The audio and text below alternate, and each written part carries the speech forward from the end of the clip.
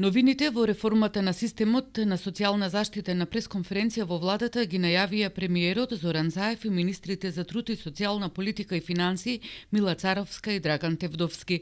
Покрај зголемувањето на износите на социјалната помош за околу 300%, ќе биде зголемен и бројот на приматели на социјална помош и офатот на семејствата со социјален ризик, а ќе се воведе активационен процес, односно подготовка на социјалните случаи за пазарот на трудот. Премиерот Заев појасни дека социјалната реформа подразбира не само примање на парична помош, туку и активирање, односно подготовка на работоспособното население кое прима социјална помош за пазарот на трудот, односно за вработување. Тој ги појасни зголемувањата на износите за социјална заштита. 4 члена домакинство во социјален ризик со едно работно неспособно лице ќе има можност да добива месечен надоместок од 11.700 денари. За повеќе од 70% од корисниците на социјалната помош, зголемувањето е повеќе од 300% или 3 пати повеќе од тоа што досега го добивале. Почитувани, воспоставуваме систем за социјална заштита кој што ќе обезбеди достоинствен живот за семејствата кои живеат во сиромаштија, но и ќе значи поддршка за нивно излекување од сиромаштијата.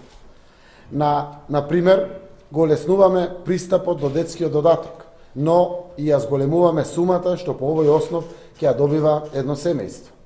Но не сме ова вака да остане. Тоа значи комплетно фокусирање преку социјалните работници за секое семејство каде што постои работоспособни луѓе ќе им биде понудена работа. За министерката Царовска таргет се детските права и зголемување на детскиот додаток. Она што е главно во реформата е дека детските права, детската сиромаштија е нашиот таргет и тоа е програмска определба.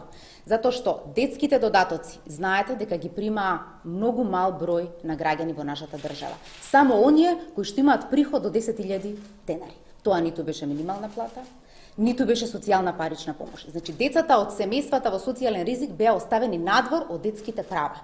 Сега, во моментов, само 3200 деца примаат детски додаток, додека во 2019 година детски додаток ќе примаат 73.500 деца или корисници, но тие корисници се деца.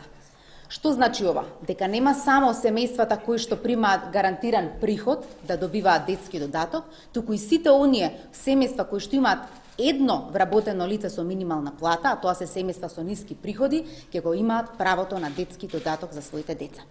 Следен додаток кој што се вклучува исто така е поврзан со децата во семејствата е образовниот додаток и тој додаток ќе го примаат исто така не само корисниците на гарантирана минимална помош, туку и децата од семејствата кои што имаат минимална плата и токму затоа ако имаме денеска 3800 корисници, ќе имаме 64.316 во 2019 година. Во иднина детски и образовен додаток ќе добиваат и семејствата со едно вработено лице, односно оние кои примаат минимална плата од 12.165 денари.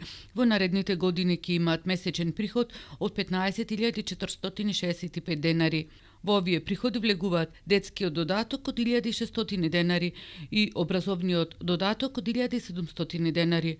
Оние пак со право на минимална гарантирана помош ќе земаат 10.600 денари, во кои влегуваат детскиот образовен додаток како и енергетскиот додаток, појасни Царовска. На пресконференцијата во владата, министерот за финансии Драган Тевдовски информира дека за покривање на социјалната реформа во буџетот за следната година се планирани 2,2 милијарди денари.